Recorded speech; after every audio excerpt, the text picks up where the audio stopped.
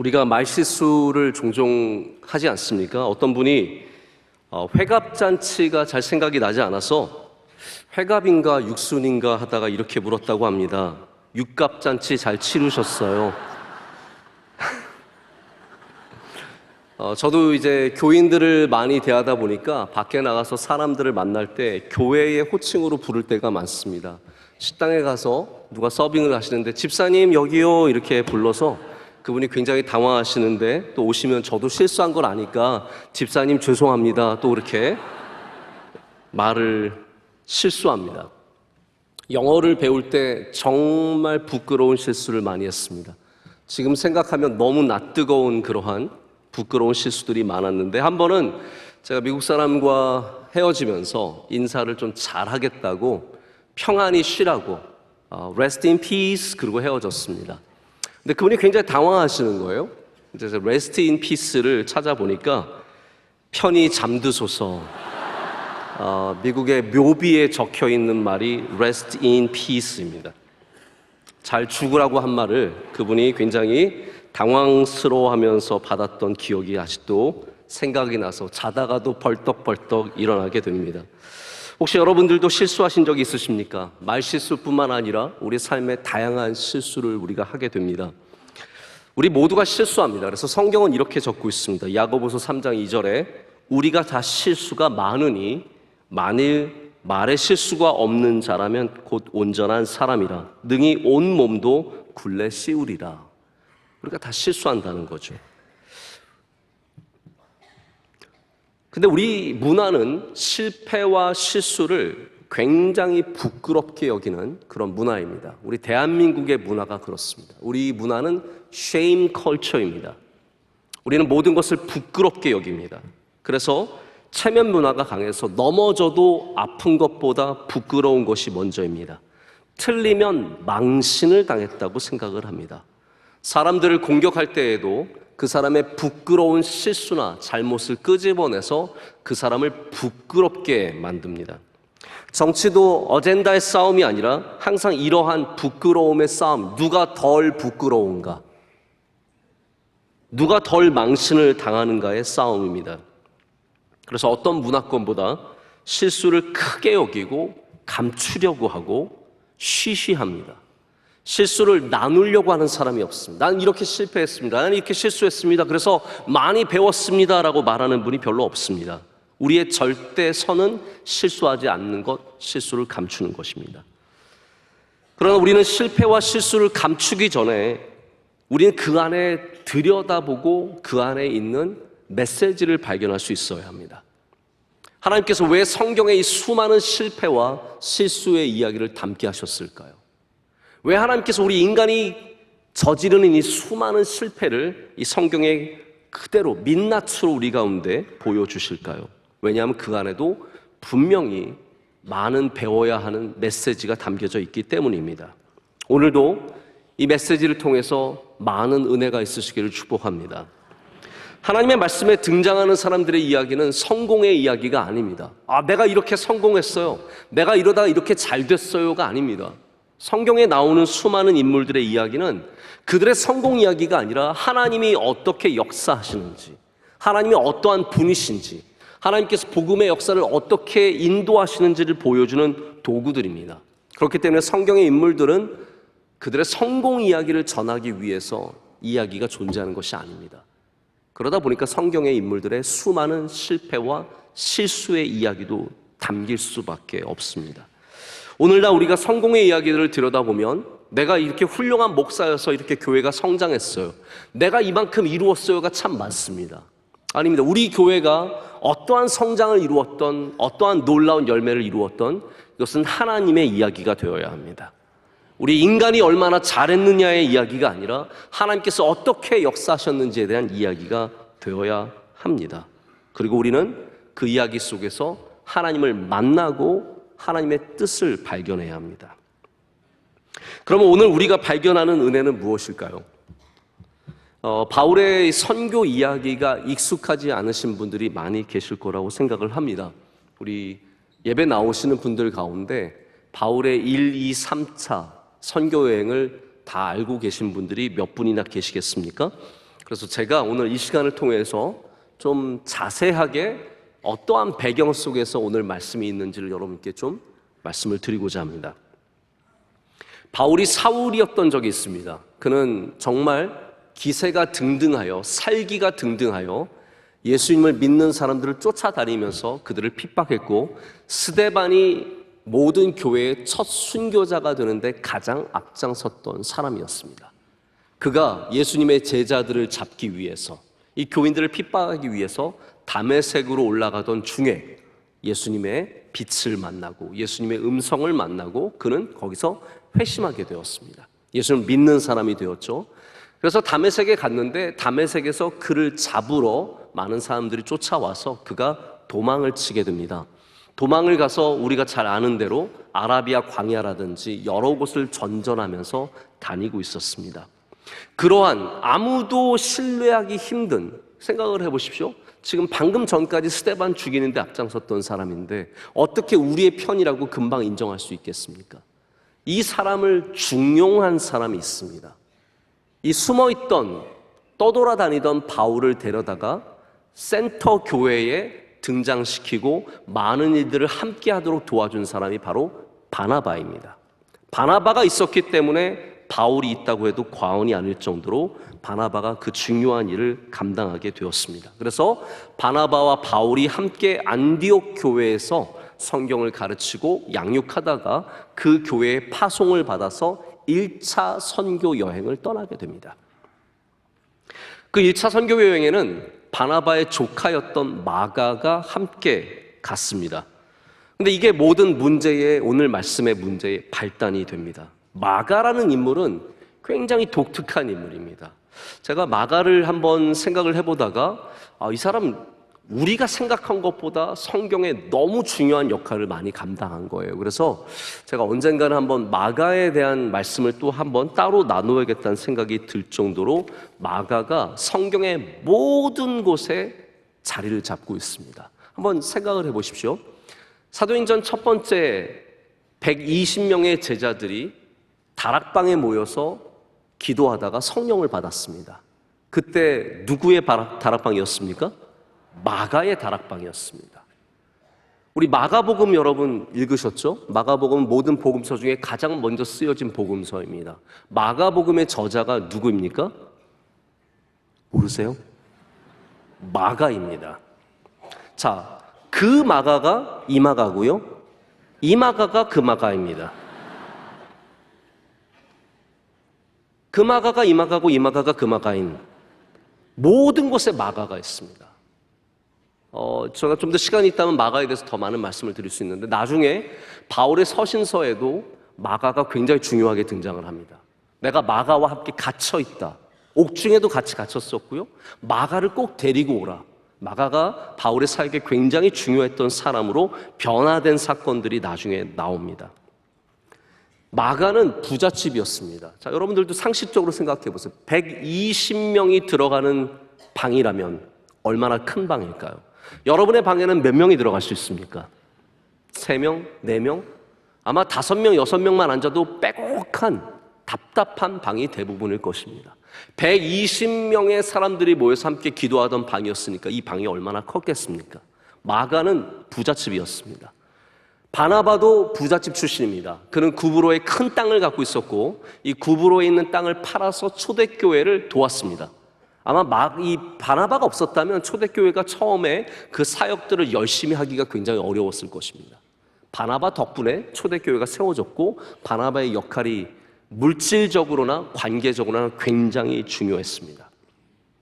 마가는 그 바로 바나바를 외삼촌으로 둔 조카였습니다. 그래서 마가의 어머니 집안도 상당한 부를 이루고 예루살렘에 큰 집을 갖고 있었던 것이죠. 그런 마가가 전도 여행을, 이 선교 여행을 따라갔습니다. 그런데 이 귀하게 자란 마가가 가다가 보니까 힘든 겁니다. 마가가 가다 보니까 힘든 거예요. 그래서 그가 밤빌리아에 이르렀을 때 지금 이미 선교 여행 때문에 지쳤어요. 제대로 먹지도 못하고 제대로 자지도 못하고 많이 움직여야 하고 그러다 보니까 이 귀공자가 힘든 겁니다. 밤빌리아에 도착했는데 밤빌리아에 도착을 해보니까 막상 저 멀리 큰 산맥이 보입니다. 이제 이 산을 넘어가야 돼요. 그걸 보니까 마가가 자기는 도저히 못할 것 같은 거예요.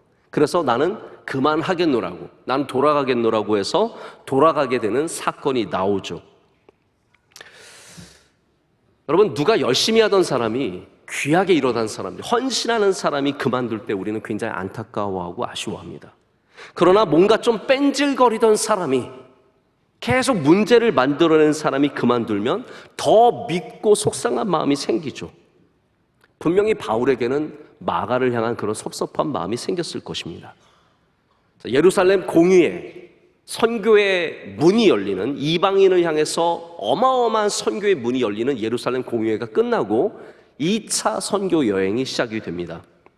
오늘 37절을 보면 2차 여행이 시작되는 가운데 바나바가 마가를 데리고 가자고 제안하는 장면이 나옵니다. 이 마가는 로마식 이름이고요, 그의 히브리식 이름은 요한입니다. 그래서 요한이라고 하는 마가라고 하는 요한이라고도 부르기도 합니다. 바나바가 제안을 합니다. 우리 마가를 다시 데리고 갑시다. 아마 설득했겠죠. 너 지난번에 그렇게 하면 안 되는 건데 너무 큰 패를 끼쳤다. 이번에 너 그거 다시 메이크업을 해야 된다. 이번에 잘해야 된다. 그러니까 단디 준비하고 와라. 몸과 마음과 정신을 단디 준비하고 와서 우리 다시 한번 이 선교 여행을 떠나자라고 설득을 했겠죠. 또 마가는 죄송한 마음과 송구한 마음에 아마 그가 다시 한번 좀 잘 보이고자, 잘 해보고자 하는 마음으로 선교 여행을 준비했을 수도 있습니다. 그런데 바울이 어떻게 나옵니까? 안 된다는 거예요. 옳지 않다. 여러분, 바울을 조금 아시죠? 성경을 보셔서 바울이 어떠한 사람인지 그 캐릭터를 아실 겁니다. 바울은 굉장히 깐깐한 사람입니다. 그는 옳고 그름이 분명한 사람이고 옳고 그름이 뒤바뀌지 않는 사람이에요. 그래서 이런 지하에 안 된다라고 거절한 겁니다. 근데 여기에 굉장히 미묘한 상황이 있습니다. 그것은 뭐냐 하면 리더십이 누구에게 있느냐입니다.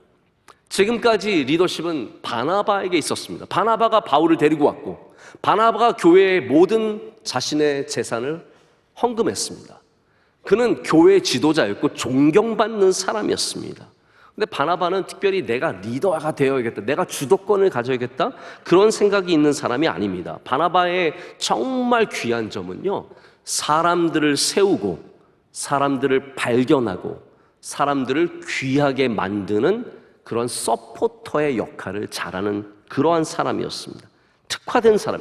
지금 이 시대에도 바나바가 많이 필요합니다. 할렐루야. 정말 좋은 사람들을 불러오는 바나바의 역할이 필요한 것이죠. 그가 1차 선교 여행은 바울을 이끌고 가는 선교 여행이었습니다. 그러나 어느 순간부터 성령께서 좀 다르게 역사하기 시작하셨습니다. 바울을 통해서 성령께서 역사하시면서 언젠가부터 바울이 앞서서 일하게 되었습니다. 그러면서 2차 선교 여행을 누가 제안했냐 하면요, 바나바가 아니라 바울이 제안합니다. 우리 이제 지난번에 갔던 교회들을 다시 방문해서 그 교회들이 잘 있는지 확인해 봅시다 라고 하면서 2차 선교 여행을 제안하게 되었습니다. 여러분, 사람들은 이렇게 누군가가 성장해서 중요한 사람들이 될 때 갈등이 또 생길 수밖에 없습니다. 바울이 게다가 바나바의 제안, 충분히 받아들일 수 있는 이 제안을 받아들이지 않았습니다. 근데 누가가 이 갈등을 가감없이 그대로 기록하고 있습니다. 감추지 않았습니다. 글쎄요, 초대교회의 이런 갈등, 지도자들끼리 서로 싸운, 말씀이 나오잖아요. 심하게 싸웠대잖아요. 대판 싸운 거예요. 고성이 오갔을지 모르겠고요, 서로 등을 돌리고 말도 안 하는 이러한 싸움을 하게 된 겁니다. 근데 이걸 감추지 않습니다. 39절 말씀이 이렇게 되어 있습니다. 서로 심히 다투어 피차 갈라서니 바나바는 마가를 데리고 배 타고 구브로로 갔다라고 되어 있습니다. 여러분, 싸우다 보면 어떻게 됩니까? 방을 떠나죠. 방을 떠나고 내 방으로 가서 문 닫습니다. 이게 지금 여기에 나오는 상황입니다. 바나바와 바울이 싸우다가 바나바가 너무 기가 막히니까 배 타고 자기 방으로 갔어요. 자기 고향인 구브로로 가게 되는 겁니다. 여러분, 이 상황이 굉장히 당혹스러운 상황입니다. 하나님의 귀한 일을 하는 훌륭한 두 사람이 다른 큰 일도 아니고 사람 하나 때문에, 마가 하나 데려가는 것 때문에 이렇게 심하게 다투었고, 앞으로는 일을 아예 같이 안 하겠다고 전혀 다른 방향으로 가게 된 겁니다. 한 사람은 구브로로 배 타고 가버렸고요, 다른 사람은 육지로 선교하기 위해 떠나가게 됩니다. 여러분, 보통 우리가 귀향한다, 고향으로 돌아간다는 말은 어떻게 들리십니까? 제가 생각할 때는 보통 사람들이 나 고향으로 갑니다 라고 말할 때는 나 은퇴합니다 라는 뜻으로 들립니다. 나 은퇴하고 좀 조용히 농사나 지으면서 자연과 벗하며 살겠습니다, 이런 분들이 주로 고향으로 간다고 말하지 않습니까? 구브로로 간다는 말은 더 이상 내가 앞서서 일하지 않고 이제는 뒤로 가겠다는 말입니다. 이 초대교회에 혁혁한 공을 세운 바나바가 바울과 다투고 나서 그는 조용히 뒤돌아서서 구브로로 가게 됩니다. 제가 2019년도에 이스라엘에 갔다가 우리 선교사님께서 목사님, 구브로는 꼭 한번 가봐야 합니다. 여러분, 어른들이 하는 말을 잘 들으십시오. 저는 그때 사실 굉장히 피곤하고 지쳐 있어서 구브로를 가고 싶은 마음이 없었는데 우리 선교사님이 저에게 강력하게 권고하셔서 제가 어쩔 수 없이 끌려가는 마음으로 구브로를 가게 되었습니다. 이스라엘에서 비행기를 타고 1시간 정도 날아가면 있는 섬입니다. 이 키프로스라고 하는 구브로에 갔는데 가서 저는 정말 많은 은혜를 얻었습니다. 가서 무엇을 받느냐? 바나바의 교회들과 바나바의 무덤을 봤습니다. 역사에 잊혀졌던 사람, 배 타고 구브로로 돌아가서 그 이후로는 아무런 사역도 성경에 기록되어 있지 않는 이 바나바의 흔적들을 찾는 것이 저에게는 굉장히 은혜가 되었습니다. 이분의 무덤을 마주하면서 만감이 교차했습니다. 이분이 역사에서 사라진 것 같아도 여기서 조용히 하나님의 일을 감당하고 있었고 여기서 귀한 선교의 열매를 맺었구나라는 마음이 들어서 굉장히 많은 위로를 받았습니다. 여러분, 역사에 기록되어야만, 남들이 다 알아줘야만 귀한 사역자가 아닙니다. 조용히 있어도, 그리고 아무도 몰라줘도 귀한 사람입니다. 할렐루야. 그래서 우리는 여기 실패한 것 같고 일들이 꼬여가지고 바나바가 망한 것 같지만 절대로 그렇지 않습니다. 여러분, 우리는 실패해도 하나님은 실패하지 않으십니다. 하지만 한편으로는 굉장히 아쉽습니다. 바나바와 같이 귀한 사람이 이 싸움 때문에, 이 실패 때문에, 이 실수 때문에 성경에서 잊혀진 사람이 되었다는 것이 저는 한편으로는 굉장히 아쉽게 느껴졌습니다. 자, 반면에 바울은 신라를 데리고 2차 선교 여행을 은혜 가운데 떠나게 됩니다. 우리는 왜 바울의 역사를 알고 있을까요? 바로 이 사도행전을 쓴 사람이 누가인데, 마가, 누가, 가가 많습니다. 저는 김가인데 여기는 마가입니다. 누가가 바울과 함께 선교 여정을 걷습니다. 그래서 누가가 바울의 사역들을 다 봤기 때문에 이 사도행전을 기록하면서 우리는 초대교회가 어떻게 이루어졌는지 바울의 시선으로 보게 되는 것이죠. 그런데 저희가 굉장히 예상하지 못한 구절 하나를 만나게 됩니다. 41절 마지막 말씀은 이렇게 되어 있습니다. 혹시 여러분 성경을 열고 계시면 우리 41절 말씀 함께 읽어볼까요? 수리기아와 길기리기아로 다니며 교회들을 견고하게 아니라, 교회들을 어떻게 했다고요? 견고하게 했다라고 말하고 있습니다. 어쩌면 우리가 이 실패와 실수의 사건 속에서 전혀 기대할 수 없었던 단어가 견고해지는 것이다 라고 생각을 합니다. 우리는 이렇게 지도자들이 싸우면, 우리 인간이 이렇게 실패하면 교회도 무너질 것 같은데 그렇지 않다라는 거예요. 이들은 실패했고 이들은 실수했지만 오히려 하나님의 교회들은 더욱더 견고하게 세워졌다는 겁니다. 여기 사람들이 대판 싸웠습니다. 그들은 다시는 일할 수 없다는 것을 깨달았습니다. 그리고 서로 등을 졌습니다. 그런데 여전히 하나님은 주님의 뜻을 이루시고 주님의 일을 행하신다라는 거예요. 우리가 실패하고 우리가 일을 망치는 것 같지만, 이번에 내가 이 실수를 해서 내가 완전히 망한 것 같지만 절대로 그렇지 않다는 거죠. 바울이 그것을 깨닫고 나중에 뭐라고 고백을 합니까? 모든 것이 합력하여 선을 이룬다는 거예요. 실패와 실수와 잘못을 많이 경험해본 바울이 깨달은 겁니다. 아, 우리가 망쳐도 선은 이루어지고 우리가 실수해도 하나님의 뜻은 이루어진다는 것이죠. 여러분, 사업을 하다가 대판 싸우고 헤어지셨습니까? 여러분을 괴롭히고 힘들게 하는 사람들이 있습니까? 주님의 일을 하다가 갈등과 어려움이 있으십니까? 그 가운데 자꾸 곱씹게 되는 나의 실수와 실패가 있으십니까? 아, 내가 그때 그러면 안 됐었는데 그래서 이렇게 됐구나. 그러나 여러분, 그럼에도 불구하고 여전히 역사하시는 하나님을 신뢰하십시오. 교회들이 여전히 견고해진 것처럼 우리가 실패하고 실수하는 곳에서도 하나님은 여전히 일하실 수 있다는 것이죠. 오늘 말씀은 하나님의 교회가 오히려 견고해졌다고 합니다. 우리 그것을 통해서 깨닫는 것이 있습니다. 우리가 잘해야만 견고해지는 것이 아니라는 거죠. 우리가 실수해도 견고해질 수 있습니다. 여러분이 헤어지고 실패하고 실수하고 잘못한 모든 곳에서 그것과 상관없이 하나님께서 역사하실 수 있다는 것을 보셔야 합니다. 서로가 서로를 버렸습니다. 바울은 바나바를 버렸고 바나바는 바울을 버리고 떠났습니다. 근데 하나님은 이 둘을 버리지 않으셨습니다. 한 명도 버리지 않으셨습니다.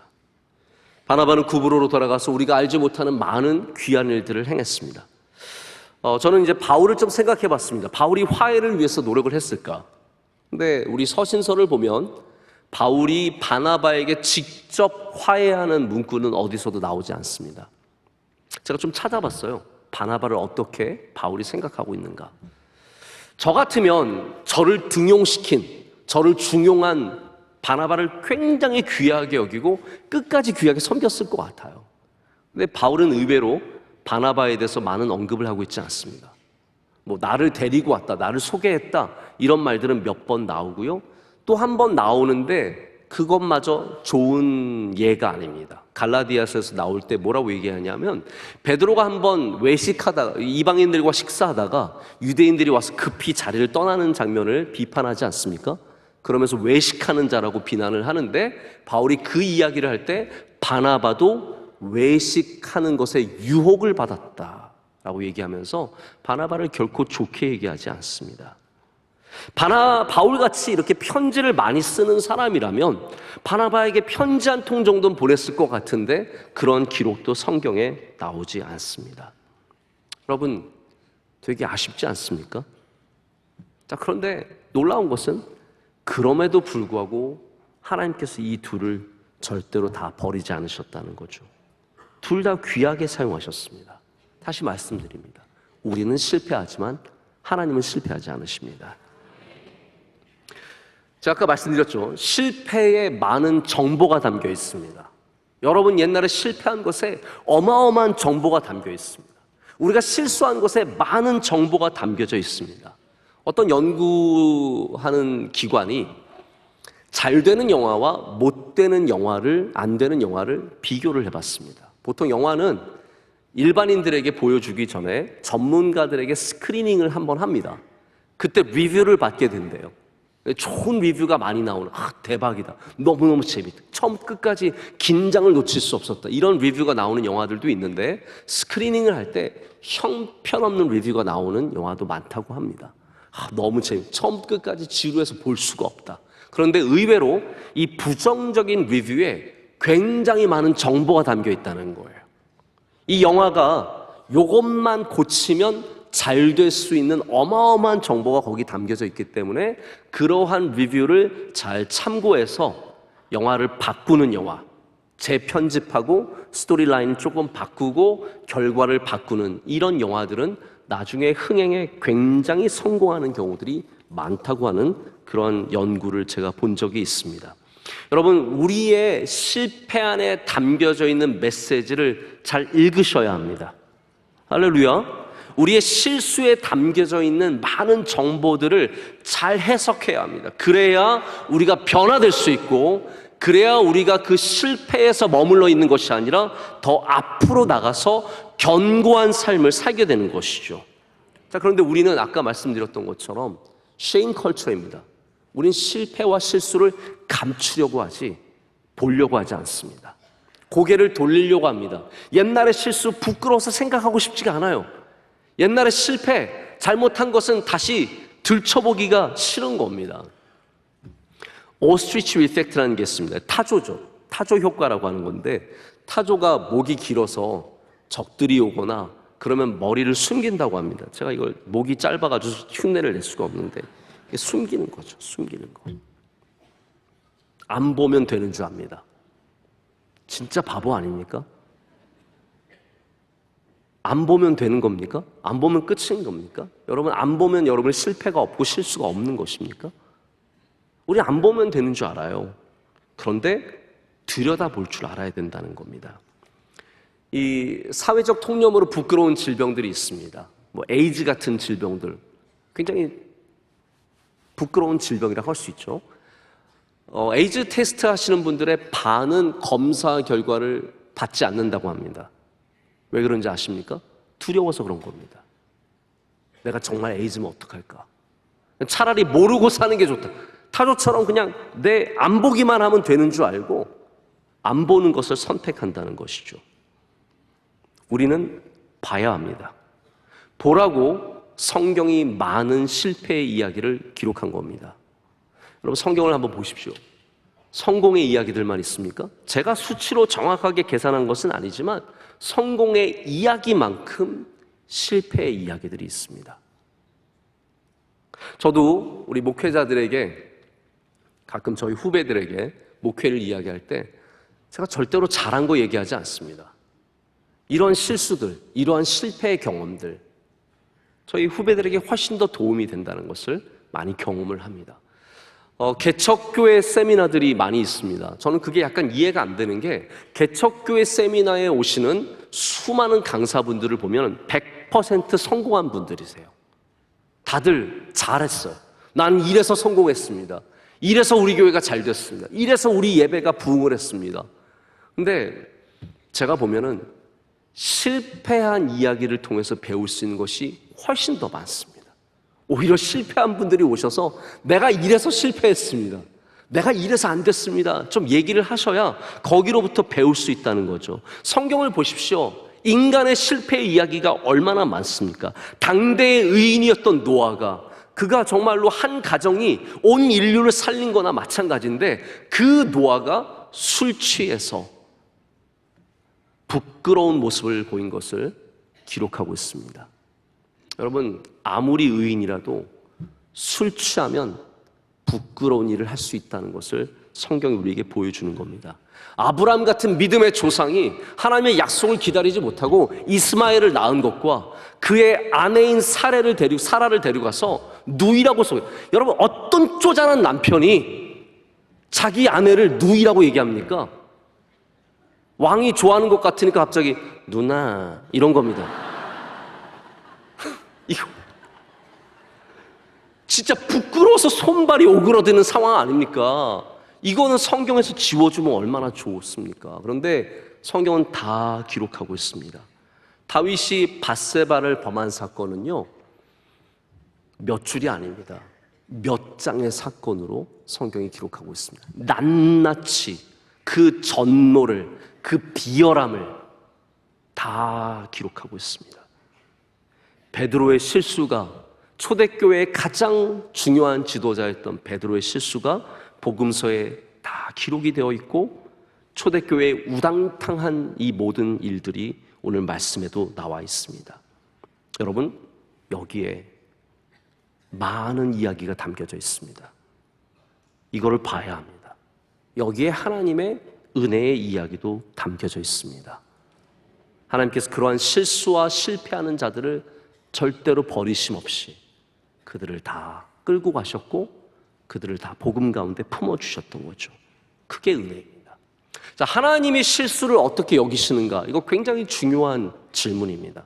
여러분은 하나님의 실수를 어떻게 여기시는 것 같으십니까?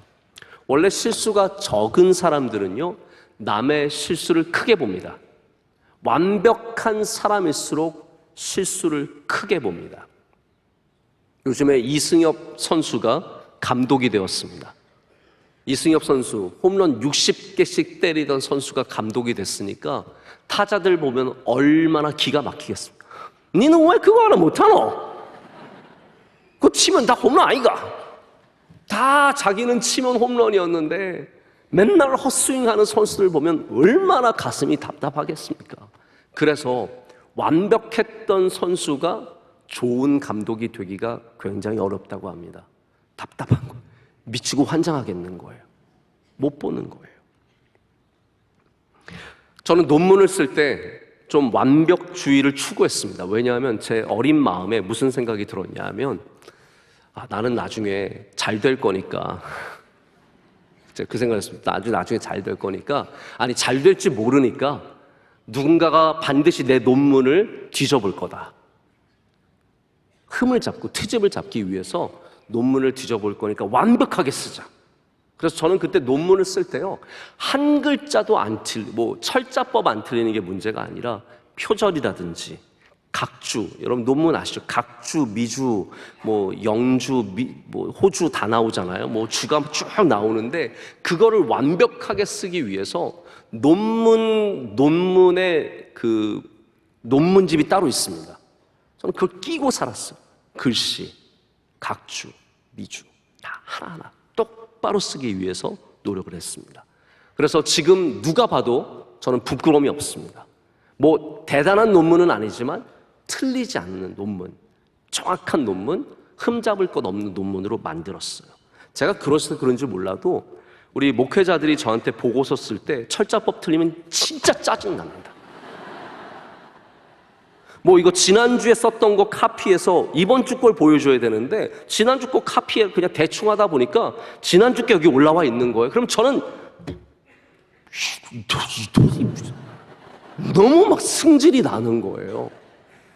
제가 중요하게 생각하는 것에 누가 실수하는 거를 감당을 못합니다. 저는 예배를 중요하게 여깁니다. 그래서 예배에 실수가 있으면 이렇게 자꾸 신경질이 나고 화가 나는 거예요. 근데 여러분, 우리 하나님은 완전하신 분이시잖아요. 하나님 실수가 없으시다면서요. 근데 그 하나님께서 우리의 실수를 덮어주신다라는 것. 하나님은 실수가 없으신데 그 완전하신 분이 우리의 실패와 실수를 용서하시고 용납하시고 덮어주신다는 것이 은혜입니다. 실수가 많은 사람이 그래 너도 실수할 수 있지, 이게 아닙니다. 완전하신 분이 우리의 실수를, 우리의 실패를 용서하신다는 겁니다. 자, 그러나 여러분, 너무 실수를 자주 반복해서 하지는 마십시오. 실수는 적게 하는 것이 좋습니다. 제가 농구를 할 때 1번 포지션을 봅니다. 1번은 뭐냐 하면 포인트 가드라고 하는 거예요. 포인트 가드는 주로 공을 운반을 하면서 선수들을 적재적소에 뿌려주는 겁니다. 어시스트라고 하죠. 골을 넣도록 도와주고 경기를 풀어갑니다. 빡빡한 경기를, 잘 안 되는 경기를 풀어가는 역할을 하는 것이 포인트 가드입니다. 포인트 가드의 덕목은 여러 가지가 있지만 어시스트를 많이 하는 것, 경기를 풀어가는 거예요. 근데 그만큼 중요한 게 있습니다. 포인트 가드는 실수가 많으면 안 됩니다. 턴오버라고 하죠. 공을 뺏기는 것, 멋지게 드리블 치다가 뺏기고, 패스를 잘못해서 뺏기고, 이런 거를 너무 자주 하면 안 됩니다. 제가 저희 교회에 포인트 가드로 키우고 싶은 목사가 몇 명 있습니다. 잘해요. 근데 꼭 이상한 데서 실수를 합니다. 공을 가져가서 남한테 주고 와요. 열심히 끌고 가서 여기 있어요 하고 주고 오고요. 이상한 패스를 해서 하지 말아야 할 곳에서 패스를 해가지고 꼭 공을 빼앗기고 돌아옵니다. 제가 한심한 눈으로 보죠. 이런 네가 슛을 아무리 잘 놓고 아무리 드리블을 잘하면 무슨 소용이, 실수가 잦으면 팀에게 도움이 안 되는 것이죠. 여러분, 우리가 다 실수하지만 실수가 너무 많으면 안 됩니다. 여러분이 하는 어시스트보다 턴오버가 더 많아지면 안 됩니다. 실수가 많아질수록 그것은 더 이상 실수가 아니라 우리의 뭔가 잘못된 부분이 드러난다는 생각을 가지셔야 합니다. 엘리 제사장의 두 아들들이 자꾸 실수했습니다. 그들이 실수를 반복해서 할 때 하나님의 제사에 좋은 고기들을 빼가고 문시종 드는 여인들과 동침하면서 하나님의 거룩함을 훼손할 때 그것은 더 이상 실수가 아니라 그들의 죄가 되어서 하나님께서 그들을 징벌하셨다는 것을 저희가 보게 됩니다. 믿음 좋은 사람들이 자꾸 죄를 짓고 기도 많이 하는 사람들이 자꾸 사람들과 갈등을 갖는다면 그것은 참된 믿음이 아니고 참된 기도가 될 수 없습니다. 여러분, 실수 다 할 수 있습니다. 그러나 우리는 기도해야 합니다. 하나님, 저에게 실수가 잦아지지 않도록, 반복되지 않도록 도와주시옵소서. 말씀을 맺습니다. 오늘 바울은 분명히 이 실수를 곱씹어 봤을 것입니다. 그리고 실수를 반복하지 않기 위해서 기도했던 것이 분명합니다. 그는 서신서에서 이렇게 쓰고 있습니다. 서로 화목하라라고 쓰고 있고요. 서로 용납하고 용서할 것을, 그리고 서로 품어줄 것을 간절히 사람들에게 구하고 있습니다. 왜 그렇겠습니까? 자기가 바나바와 잘못한 것을 아마 그는 평생 곱씹었을 것입니다. 나의 잘못을, 나의 부끄러움을 그는 곱씹으면서 우리에게는 은혜의 길을 걸어가기를 간곡히 부탁했던 것 같습니다. 오늘 우리 말씀에서 바울과 바나바와 같이 위대하고 거룩한 주님의 종들이 서로 싸우고 헤어지는 부끄러운 이야기를 만났습니다. 하지만 그런 넘어짐 속에서도 복음은 견고하고 교회는 견고하고 하나님의 능력은 견고한 것을 보았습니다. 우리는 약하지만 여러분, 교회는 견고합니다. 우리는 부족하지만 하나님의 복음은 견고합니다. 우리는 실수하고 넘어지지만 하나님의 은혜는 견고합니다. 그렇기 때문에 우리의 실패와 실수 속에서도 우리는 견고한 은혜를 발견하게 될 줄로 믿습니다.